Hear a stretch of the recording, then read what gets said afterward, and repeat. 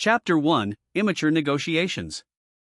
Right now, the return by death phenomenon was on the third series of loops from Subaru's point of view. The first set concerned the loops related to the badge theft incident on the day of his summoning. The second was centered around the demon beast attack on Roswell Manor. This is the third one. I've died twice already, and what do I have to show for it? In the previous loops, Subaru had pieced things together from information gleaned over several run-throughs of Return by Death, managing to break out of seemingly impossible situations. Yet this time, Subaru had blundered to his death not once but twice. He didn't even have the full picture of what had happened in each loop that led to his death. But even with such paltry gains from Return by Death, he'd gained one, and only one, solid piece of information. Betelgeuse Romani Conti. He, the commander of the oddballs in the witch cult, was the root cause of the entire tragedy that had befallen the village and mansion. Eradicating that abominable madman was now the driving force behind all of Subaru's actions. To escape from the loop, he needed to cast a very wide net and dredge the depths of his memory. The hatred that Subaru had accrued from his first and second deaths stoked the flames of his bloodlust. First, I need to figure out how much time I actually have. The witch cult raid on the mansion and village had taken place in the preceding half a day before Subaru had reached the village. Pathetic details of his second death aside, Subaru had arrived in the village at more or less the same time. Working backward from that, I have at most 5 No, 4.5 days? Upon voicing the words, Subaru ground his teeth at just how little time it was. When considering how long it took to travel from the royal capital to the mansion, that didn't leave him more than 2 days. In that limited interval, he had to stop the witch cult by wringing Betelgeuse's neck. I can cry about it later. Next is figuring out the victory condition for breaking out of these loops. An absolutely unavoidable tragedy would unfold at the mansion and the village, and the witch cult was responsible. The only answer that Subaru could come up with in response to his current fate: I'm going to butcher Betelgeuse. By putting an end to that crafty murderer, that madman, the root of all evil, everything could be saved. And clearing that simple condition required an equally simple solution, in other words, power. Subaru needed a group of his own to face the witch cult under Betelgeuse's command. When he considered that, the military might of the Amelia faction was actually quite meager. In the first place, Subaru had never seen a hint of private troops under the command of Roswell. Perhaps Roswell himself was so powerful that he didn't need an army to defend his territory. Come to think of it, where the hell was Roswell during the attack? Subaru hadn't caught sight of him during his first or second time through the current series of loops. The magic user was gaudy in both appearance and fighting methods. If he'd fought seriously, there would have been clear evidence around the mansion. But no such signs were apparent. The witch cult attacks right when Roswell's away. Or maybe Roswell couldn't fight because he was assassinated out of the blue? If it was the latter, then the witch cult had been meticulous, and if it was the former, Roswell had truly dropped the ball. Subaru could only sigh either way. Besides, I still don't know anything about that monster that wrecked the mansion at the end of my second time around. He recalled the sight of the four-legged beast he had caught a glimpse of right before his death, so massive that the creature could have been mistaken for a mansion itself. Its breath froze everything around it. No doubt Subaru had died from the freezing cold. If that monster was part of the witch cult's arsenal, I really don't have enough strength to put up a fight. Barring his way were the witch's disciples, Betelgeuse, and quite possibly that snow-breathing monster as well. The balance of power simply put Subaru at an overwhelming disadvantage. He needed a way to bolster his side. And Subaru knew just the place for that. After dropping by the shops and stalls along Merchant Street, running through the middle strata of the royal capital, Subaru and Rem arrived back at Crush's mansion right on the cusp of evening. Holding each other's hands under a sky gradually becoming scarlet, they were greeted by Wilhelm at the front gate. I see you have returned. The aged gentleman, dressed in long-sleeve, formal black clothing, narrowed his blue eyes as he saw the two of them nestled so close. Sir Subaru, I believe it is the nature of a boy to have a fickle heart, but as an individual, I cannot approve. What are you talking about, Wilhelm? I'm just holding Rem's hand so I don't get lost. Isn't that right, Rem? Yes, of course it is. Subaru's sense of caution is rather lacking, so I would be too worried about what might happen were I to take my eyes and hands off him. Even when we were at the mansion, I couldn't let my guard down. I think that might be overstating it just a little, Subaru and Rem light-heartedly responded to Wilhelm's remark. Subaru smiled weakly after hearing Rem's seemingly earnest reply as he shifted his gaze to the area in front of the mansion's entrance. Seems like someone's meeting with Crush again? He was looking at the dragon carriage outside the iron-barred front gate as he posed the question. The carriage lacked showy ornamentation but was still somewhat refined, no doubt to display the owner's status. Subaru saw that the red land dragon drawing it along had a very glossy scaled hide. The driver, wearing formal clothes of his own, did not engage in pleasantries beyond a simple acknowledgement with his eyes. Correct. Now that she is participating in the royal selection, Lady Crush cannot refuse those who request an audience with her. Of course, she invited some of them herself. Guess all sorts come out of the woodwork to meet with a potential future king.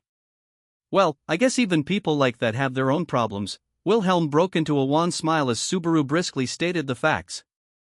But then, the old man's face twitched. His blue eyes peered into Subaru's, seemingly searching for something. Sir Subaru. Have you had some change of heart while you were away? What is it all of a sudden? Did I become a lady killer in the 2 or 3 hours I was gone? You wear the visage of a man haunted by an ordeal, and one of no small consequence. Subaru responded to the words with nonchalance, but his expression changed. It shifted from a vague smile to a real one. Oh, Wilhelm, you big kidder. What, you think I went through some kind of weird transformation? It is difficult for me to call it a minor change. There must be a reason why there is now such a dark glint in your eyes, I understand better than most. As the man nodded, Subaru realized that he had never taken a good look at Wilhelm's eyes. Wilhelm was an individual seething with hatred against someone for some unforgivable sin, which was no doubt why he had noticed the flames of hatred burning within Subaru. Are you going to kick me out? No. It is no doubt best to let you do what you wish, Sir Subaru. I much prefer you as you are now, rather than how you were but a short time ago. The two exchanged dark smiles. Though neither shared what tormented him on the inside, they understood each other at least on the surface. Subaru. You are making a bad face. He. Ow. Hey, Rem. You'll tear it off. The pair's excessively dark exchange was interrupted when Rem painfully pulled on Subaru's ear. Please do not give me reasons to worry. Hey, it's super rare for you to ask for something, but you're being way too vague. In any case, you can relax. I'll deal with everything from here on out, somehow. Rem, unable to keep track of the conversation, had grown concerned.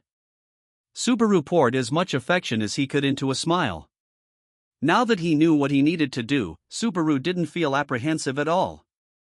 After all, it was reassuring to know that the only thing he had to do was murder someone. So Subaru wondered why Rem's face seemed even more concerned than before. Her eyes showed her hesitation, but just before she said something. It would appear that the guest will be taking his leave. As Wilhelm murmured, a man exited the mansion's entry hall and began striding toward them. He was a tall man with long blonde hair, clad in formal clothing with sophisticated trimmings. He was probably 30 years old, give or take. He had an air of capability about him.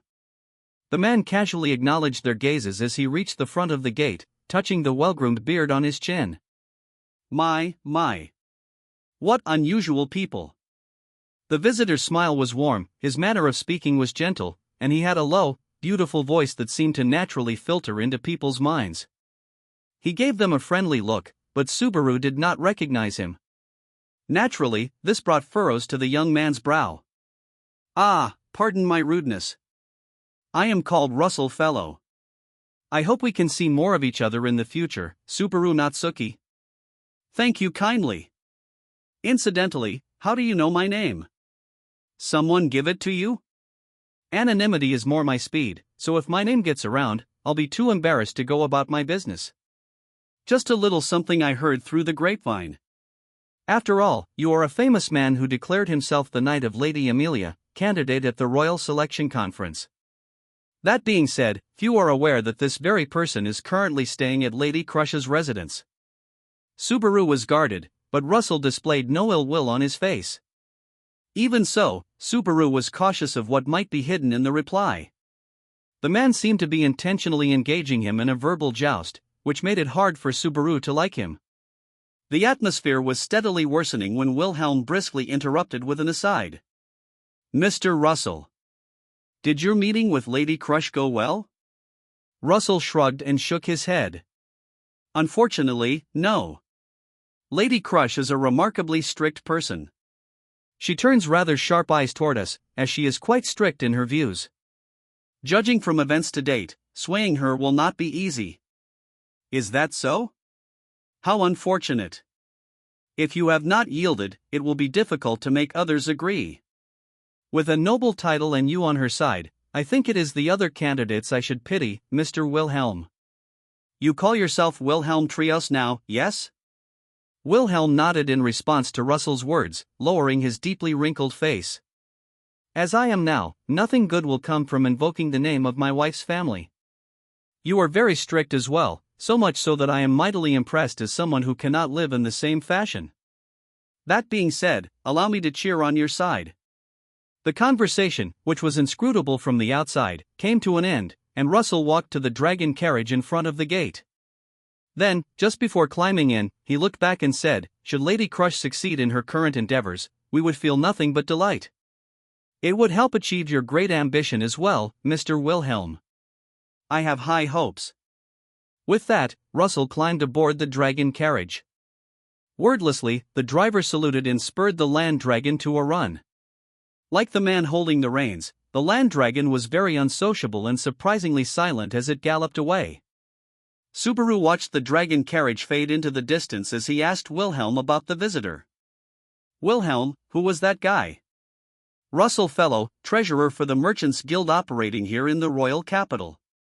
In name, he is a merchant like any other, but he is a crafty manipulator of both legitimate and unscrupulous movements of goods in the capital.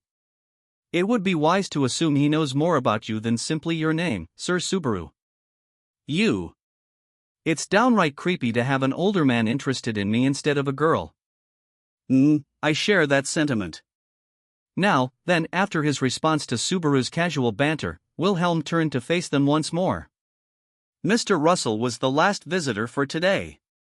I had thought to finally head in, but did you have something you wished to discuss, Sir Subaru?" Subaru scratched his face, feeling awkward about throwing off Wilhelm's plans. That said, beating around the bush wasn't going to help anything. "Sorry, but I'm the last visitor for today. I want to have a talk with Crush. The topic is whether she could lend me a hand with something. That you are my final visitor for today is an amusing turn of events." Heedless of the fact that her schedule had gone awry, Crush responded with a good-humored smile. Dressed in male attire, Crush was sitting heavily in a chair in the reception room with her legs elegantly crossed. She stroked her deep green hair, her amber eyes narrowing as her gaze pierced his chest. Subaru thought her sharp look would have bowled over his old self in an instant. Now, with Rem at his side, he didn't feel nervous at all facing her like this. In the meantime, Ferris stood behind Crush, his feline ears twitching as he glared at Subaru in obvious dismay. "Fortunately, there is a break in my schedule between now and supper. I am able to humor you without any issues until then. Since Mew asked out of the blue, this is the only time she has available, meow." The depth of Lady Crush's indulgence should make Mew bow your head to the ground in gratitude, Subaru. "Do not be concerned. I need no thanks nor groveling. Oh my, Lady Crush. Your gallantry and generosity are making me fall for you even more. I'm in love." Ferris and Crush engaged in their usual game where the master rebuked her servant for his attitude. "Beating around the bush won't solve anything, and I don't think you like that stuff, anyway." Subaru needed to be careful how he broached the topic, but a roundabout discussion would only draw Crush's ire. "You sop this audience. I shall let you start. What is it you want?" She really did get right to the point. Subaru licked his dry lips to moisten them, took a deep breath, and dived in. The witch cult or whatever it's called is planning to attack Roswell's territory. I want you to lend me your strength so we can crush them. Subaru cut right to the issue at hand. These were the conditions necessary for fulfilling his goal. He needed raw fighting power to oppose the witch cult. Without Roswell to rely on, he had to go elsewhere, and Crush was a good fit. I see. The witch cult, is it? Subaru's request garnered various reactions from the others in the reception room, but Crush nodded. When her glossy lips turned up in a wry smile, Subaru was startled by this side of her he hadn't seen before. Her response had betrayed all of Subaru's expectations. But the fuse had already been lit. Subaru's heart beat hard and fast as he waited for Crush's next action. When? What is the matter? I told you, this is your time to speak. While Subaru hesitated, the thin smile remained on Crush's face as she inclined her head. The unexpected remark threw him off somewhat. It's as I said just now. Surely you do not intend to conclude with that request alone? What is your reason for asking this of me? What will come about as a result? What advantage would I gain from accepting your call for aid? One cannot dub this a negotiation when those things are not yet clear. Subaru's voice caught. Crush seemed turned off as she closed one of her eyes. From that gesture alone, Subaru knew just how impudent he had been. I suppose you're right about that. Sorry, that was rude of me.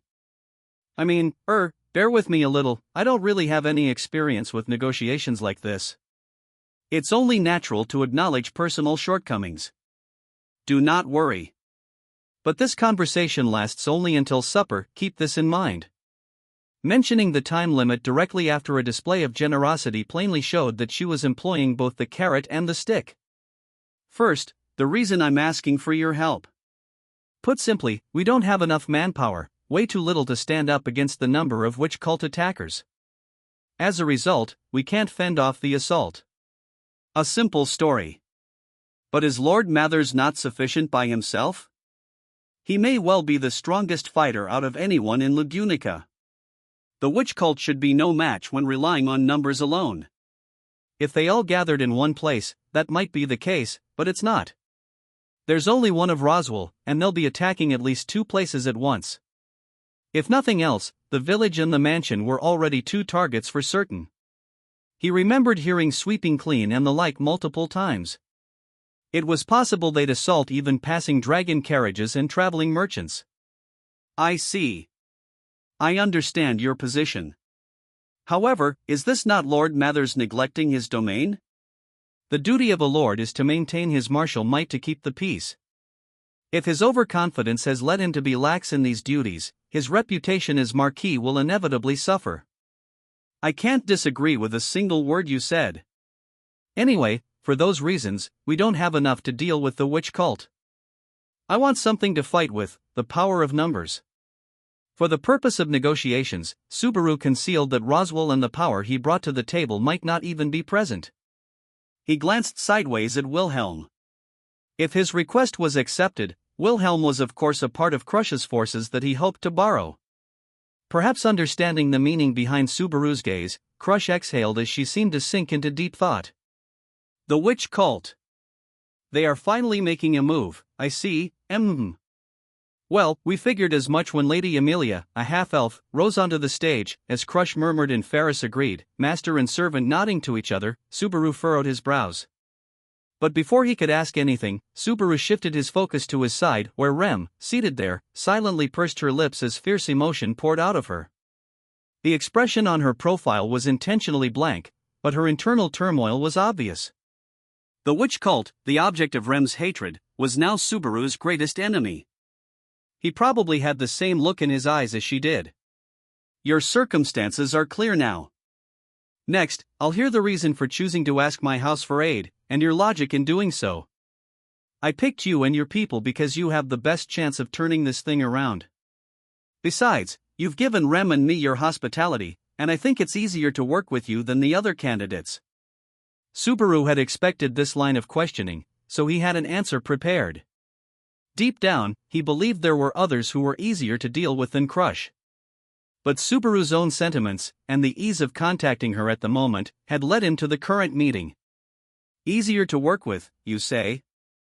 Yeah, that's right. That's why I wanted to come speak to you about Subaru Natsuki. Allow me to correct you about one thing. As she received Subaru's reply, Crush gave him a beaming smile, rich in meaning, as she raised a single finger. My hospitality for you as a host has engendered a misunderstanding. For this, I apologize. What do you mean, a misunderstanding?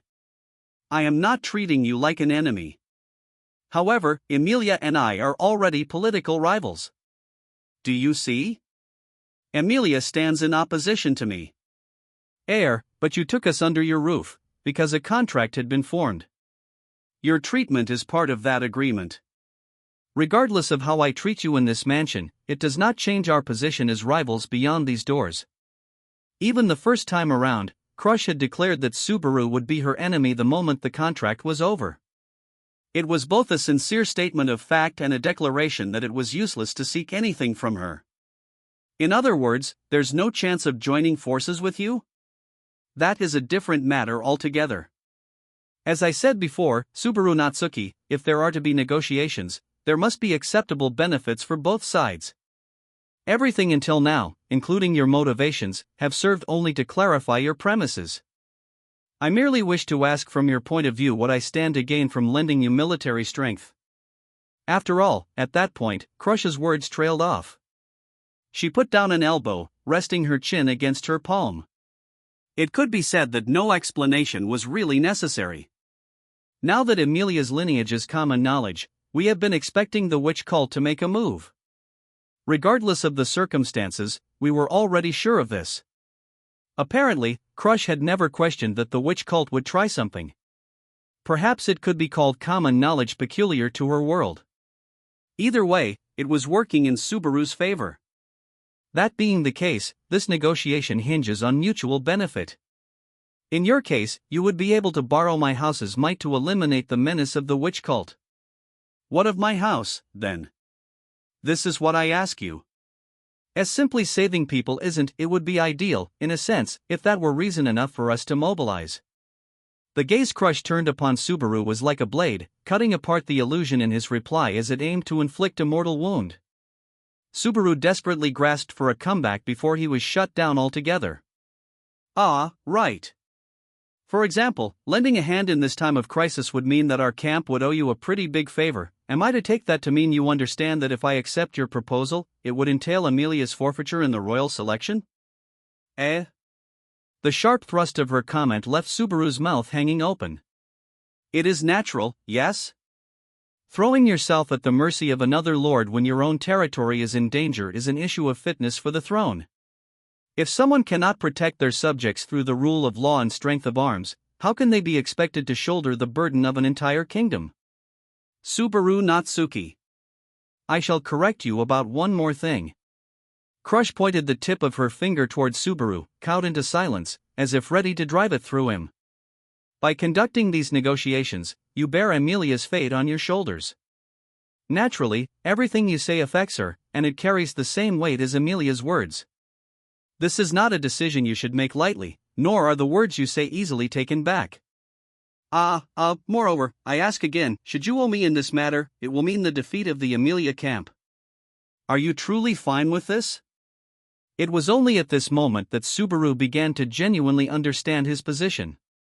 They were not participating in a light-hearted after-school debate club where Subaru had no real responsibility to bear. Theirs was a great stage where a single statement could alter the fates of many people or even decide the direction the entire kingdom would take. But even so, too late, he realized what a heavy burden he carried on his shoulders. But Subaru ground his teeth. Just as Crush said, borrowing her strength under the present terms meant that Emilia would lose her place in the royal selection, a failure from which there was no turning back.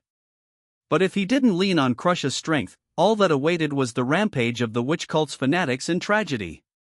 Subaru's brain painfully creaked from the ceaseless back and forth of the scales in his head. Still, I want you to help us. Even if it means losing the royal selection? It's better to be alive than not. If you die, that's the end of everything. Subaru's shoulders fell as he replied, unable to conceal his dejection and despair at his own powerlessness. If you die, then it's over. The terrible spectacle of the ruined village, of Rem, who was sitting right beside him, meeting a cruel death. Subaru didn't have the courage to witness it again. He lowered his head and swallowed the humiliation. It was necessary so he could at least save their lives. Understood. In that case, the House of Karsten shall not lend you any assistance whatsoever. For an instant, Subaru froze, unable to process what had just been said to him. Ha! It was less a word and more a sound of doubt that was also a simple indication of incomprehension. But Crush brushed it off, crossing her slender legs. I repeat. Your request for my house to send aid to the Mather's domain to lend military forces to Amelia is hereby rejected. Subaru gritted his teeth as Crush spelled it out in terms he could understand. Feeling belittled by her composed statement, Subaru flew into a rage. Don't F. Why are you? First, the advantage to my side that you so bitterly conceded Amelia's defeat in the royal selection has no weight as a bargaining chip of use in these negotiations. Do you understand why? What the hell? Kissing one of your rivals goodbye should be plenty worth it for you. Do you realize what you have said? As far as Amelia's defeat is concerned, it will come about without any intervention on my part whatsoever. What are you saying? Subaru would have said, but then he realized it for himself. As you have stated, without aid, Amelia cannot protect the Mather's domain. Meaning, at this rate, and completely without my involvement, Amelia will be defeated in the royal selection. Indeed, were I to recklessly lend assistance, the knowledge I was involved in Amelia's defeat would itself become a problem with the other candidates. As you are aware, my house is currently the favorite to win this royal selection. If it became known that I booted another candidate from the contest, I could not fail to attract the enmity of all the others. In other words, as long as she quietly watched, Crush would gain the benefits Subaru had indicated with no harm to herself. There was no reason for her to court danger unnecessarily. It would be akin to snatching chestnuts out of a fire. But that meant you're going to let the people in Roswell's, in that village, be slaughtered by the witch cult's attack? Subaru had shouted, but Crush's icy gaze gave him pause. I shall correct your misunderstanding. And I am changing the subject, Subaru Natsuki. Ugh. It is Amelia's lack of power to protect her domain and Amelia's lack of ability that has invited disaster upon her populace, not mine. Lack of power, lack of ability, the weight of those words shocked him. Subaru felt a need to rail against Crush's claims. And yet, the childish, emotional retorts welling up within him did not grant him the strength to refute Crush's sound argument. It would seem you have said your piece. Crush checked the time, as indicated by the amber light of the magic time crystal above the reception room's door. It shall soon be Earth time. Time for supper. All according to schedule, apparently. Seeing Crush about to rise from her seat, Subaru was suddenly stricken by nervousness as he called out, W8. He raised his hand to stop Crush from breaking off the conversation, desperately searching inside his head for some way to keep negotiations going. Why, you'll really abandon them? The folks in the village haven't done anything wrong. There's no reason for them to die. But the words that came out of Subaru's mouth were little more than a feeble attempt to appeal to another's charity. A faint look of disappointment entered Crush's eyes as she listened to his immature reasoning. I told you.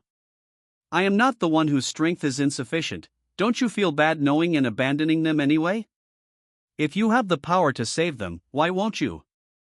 What's wrong with helping people? Because it's someone else's land, it's not your problem? Would you just shut up and listen a little? It's fine, Ferris. But Lady Crush. This time he's gone too far, meow. He has bared his spirit. It does not sit well with my beliefs to withhold an answer. Though Ferris howled in dismay, he quietly bowed to Crush's command. Watching him from the corner of her eye, Crush sat straighter in her chair. After taking a deep breath, she mulled over Subaru's statement. You ask, is it wrong of me to overlook this, to allow them to die? That's right. You're aiming to be king, right? Carry the whole country on your back? What kind of king overlooks a whole village? I shall correct one misconception of yours. Crush raised a finger. Her gaze shot right through Subaru, seemingly reproaching him for his frivolousness. When I rejected your proposal, I stated one reason. I shall elucidate the other chief reason for my doubts. Crush had another reason for not being open to Subaru's proposal, the reason she was abandoning Emilia. And that is because I do not trust your story enough to order my house into action. Her statement threw the premise of the entire meeting back at Subaru, stunning him. WHAA? The witch cult. Yes, it's possible that they would make a move at this juncture. It would be consistent with their creed and their activities to date. I can make a deduction based on those factors. However, the problem lies elsewhere. Elsewhere? It is a simple matter. How is it that you can determine the exact place, date, and time of where they will strike next? Pointing her finger towards Subaru, Crush's eyes and voice were like daggers. The cult is absolutely inscrutable, to the point that its true nature is completely unknown.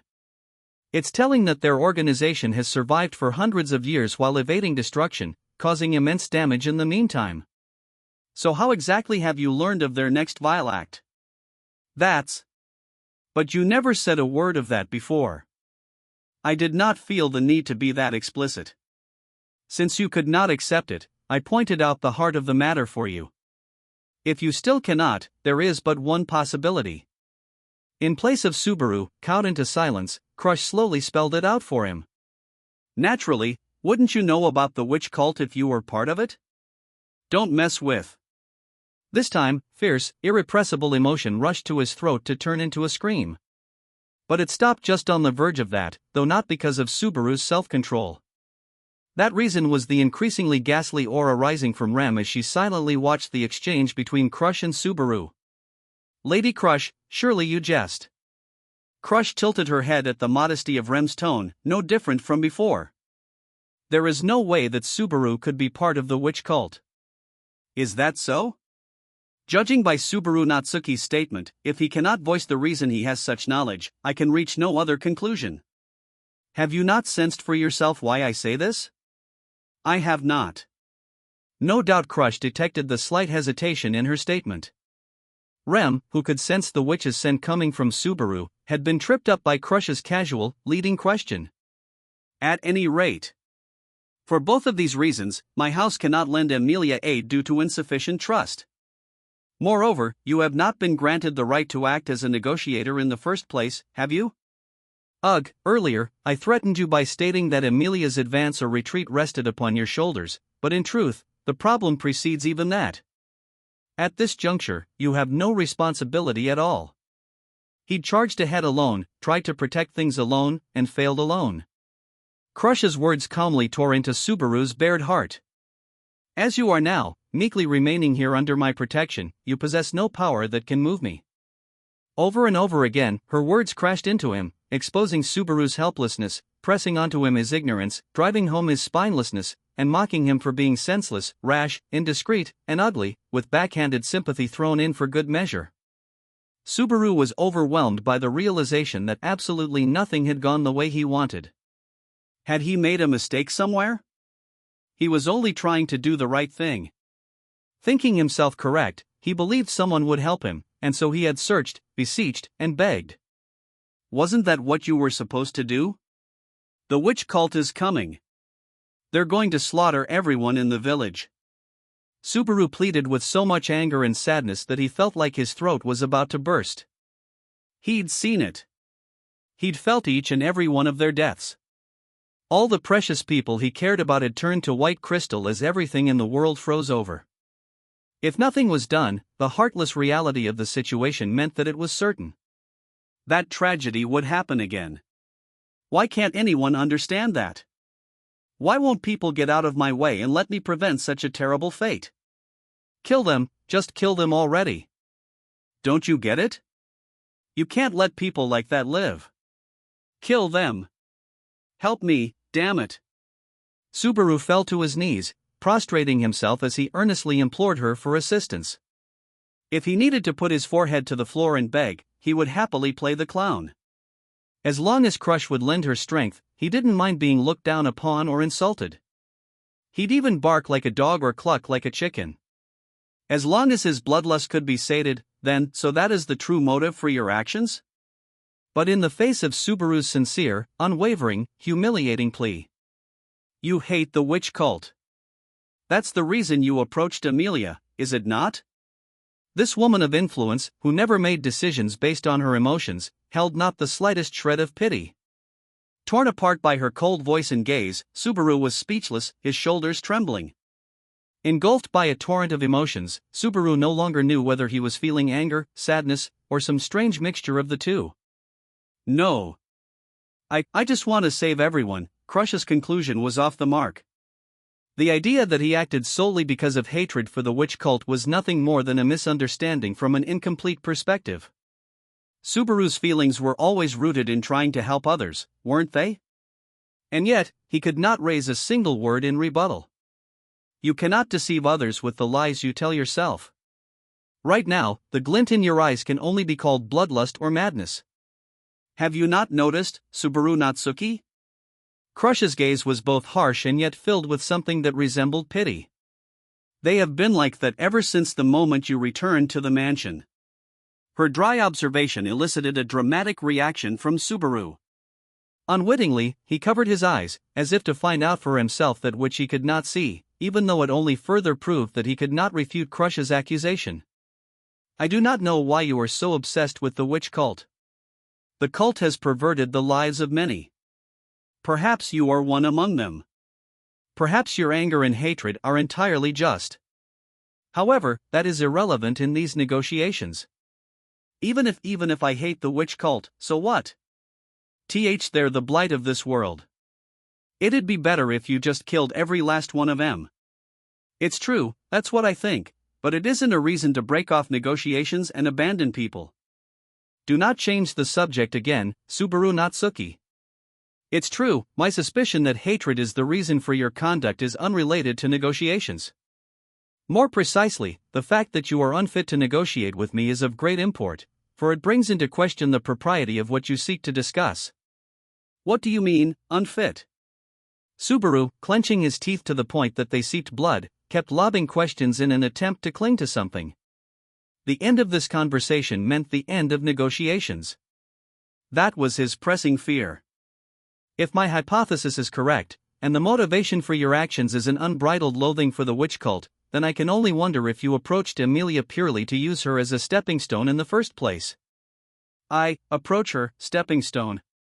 It was clear that if Amelia participated in the royal selection and the circumstances of her birth were made public, the witch cult would predictably move according to its beliefs. If someone was hoping to catch the cultists under their thumb despite the fact that it was normally impossible to find even a trace of their activities, no other plan could have greater odds of success. You're saying I'm using Amelia as a pretense to get revenge? Subaru pounded his fist into the table before him, raising a shout at the unbelievable accusation. Do you think your display just now and simply yelling no can convince me? Hatred shows clearly in your eyes, and bloodlust oozes from your every word, the sort that clings to a person so thickly and grows so hard, it can never be scraped away, let alone forgotten. No. No. Crush's statement did not capture Subaru's true character in the slightest. They're evil whether I hate them or not. You can't let people like that live. That's why we should kill them all. That'll save everyone. It'll help everybody. No one has to suffer, those bastards just need to die. I have told you already, Subaru Natsuki. If you do not even believe the lies you tell yourself, there is no chance they will deceive anyone else. While Subaru breathed raggedly, his eyes bloodshot, Crush refuted him in a hard voice. As Subaru's shoulders heaved, she looked up at him with narrowed eyes from her seat and spoke. Bereft of hatred, bloodlust, and bile toward the witch cult, your statements are unconvincing. Why? When Subaru spoke with a broken voice, Crush looked at him with sympathy and pity in her eyes. Do you really not understand? However, Subaru's brows furrowed with perplexity at what Crush was getting at. She lowered her eyes, unable to conceal her disappointment and dismay at his reaction. You have not said, I want to save Amelia, even once. Ha? You claim to want to save people, to protect people, smoothing things over on the surface while darker emotions boil up inside you. At the very least, it is inconsistent with what I saw of you in the throne room. Unable to understand the meaning of Crush's words, Subaru wavered, his gaze hollow. I wasn't thinking about saving Amelia? It couldn't be true. Ever since he had been transported to this new world, from the first time she had saved his life, Subaru had lived for Amelia. His feelings were no different in the throne room, during the incident at the parade ground, or even during his negotiation with Crush.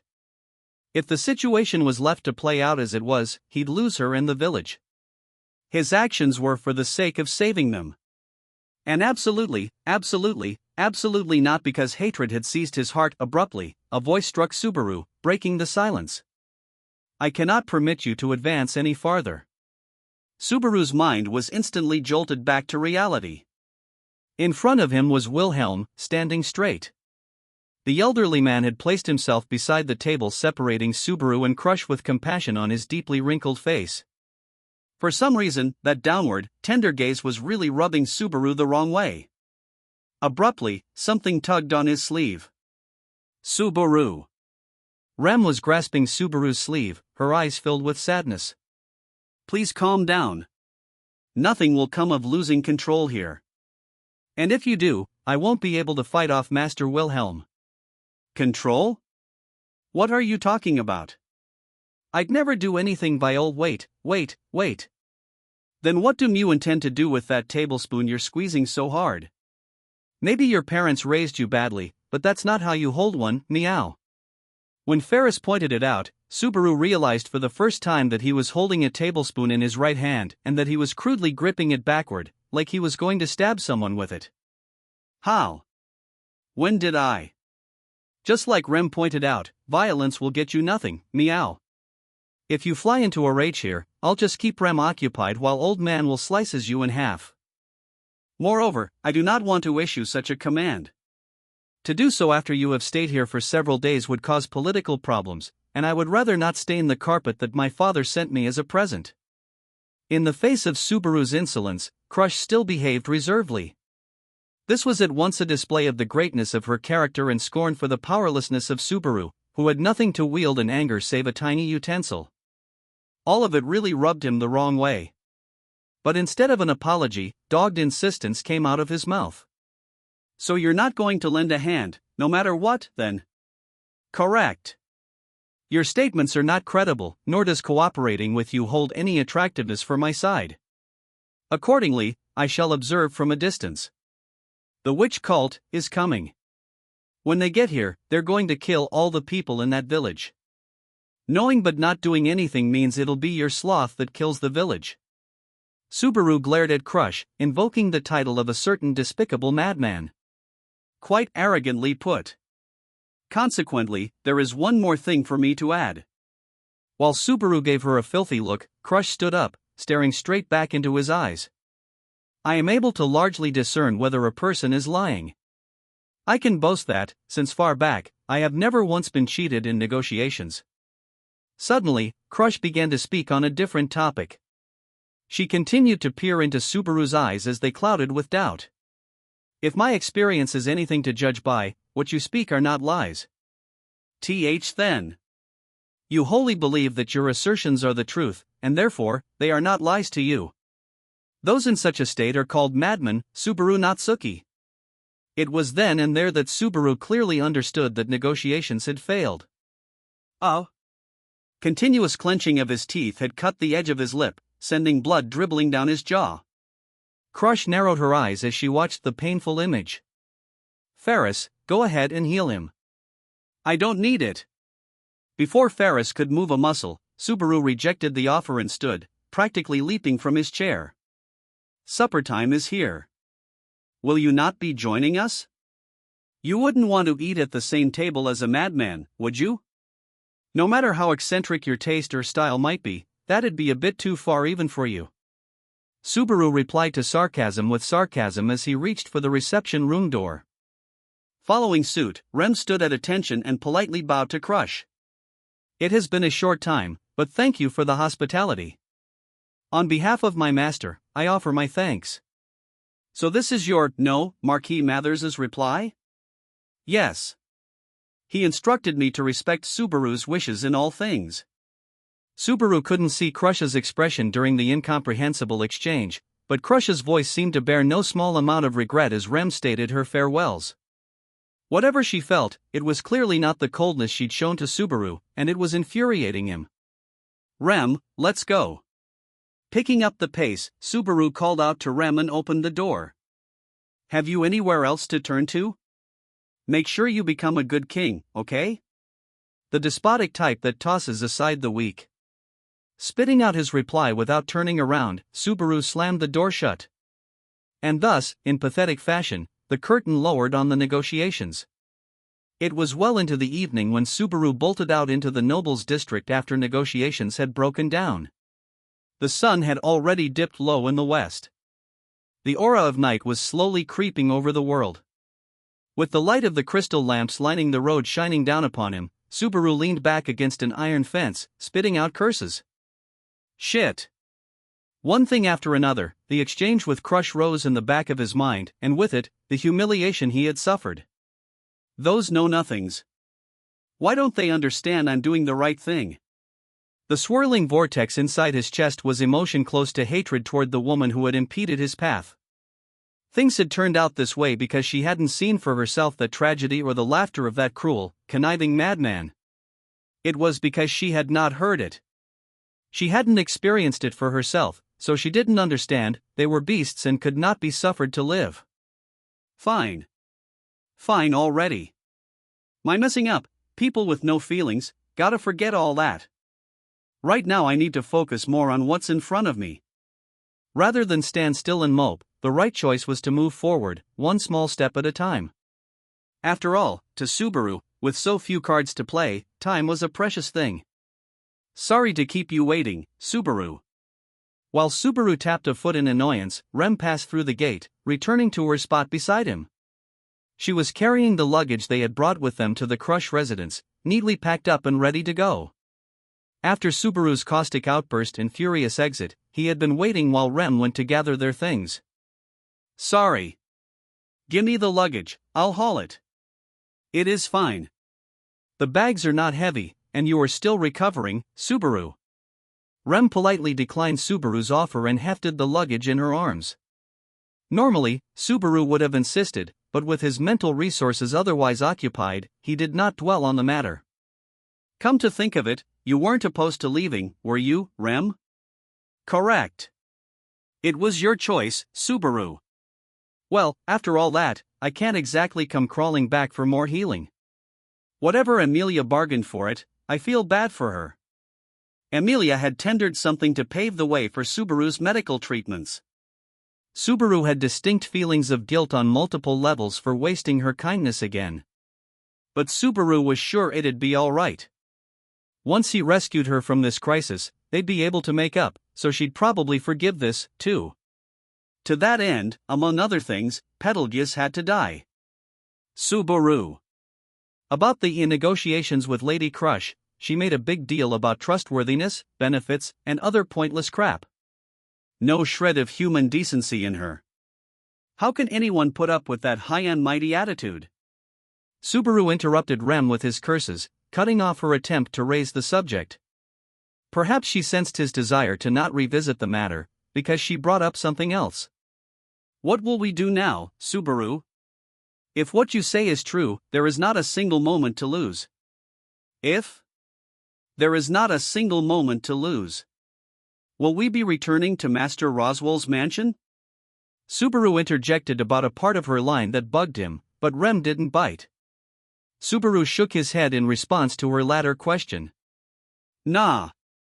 Right now, if it's just us heading back, there's not a whole lot we can do. We've gotta go with a big enough crew to put up a decent fight. And if we can't do that, we need to find another way somehow. If only Subaru and Rem showed up to help, it would result in a repeat of what had come before. Yes, if they departed sooner than previous times, there was a chance they could make it back to the mansion safely without encountering the witch cult. But it would probably be very difficult repelling the cult with nothing but the resources the mansion had on hand. We just don't have the numbers. What the hell has Roswell been up to? By himself, Roswell was powerful enough that they might be able to send the cult packing. So what was that court magician doing at the very moment they needed him most? Subaru. Actually, in regards to Master Roswell, there is a very high chance he will be absent from the mansion for several days. You knew? So Roswell not being at the mansion was pre-planned? Master Roswell was to visit Garfield's Air, the place of an important individual within the Dominion, and he planned to stay there for several days. Shit, his timing sucks. So that's why they can't repel the attack. Rem's answer bolstered Subaru's concerns, and he clawed at his head as he spat his frustrations like a curse. Now that Roswell, their greatest weapon, could not be relied on, his earlier estimate rang true, they were at an overwhelming disadvantage. Subaru and Rem turning back early wouldn't make any difference. Looks like I was right. I've gotta bring the cavalry with me somehow. Subaru, revisiting his first conclusion with renewed confidence, nodded to Rem, who watched him all the while. The objective was set, but time was short. If he wanted to at least do better than the previous 2 loops, he had to leave the royal capital the following day. Considering that night was falling, this left him with about half a day to work with. Anyway, we've got no choice but to look for help from someone else. Rem, how well do you know the layout of the capital?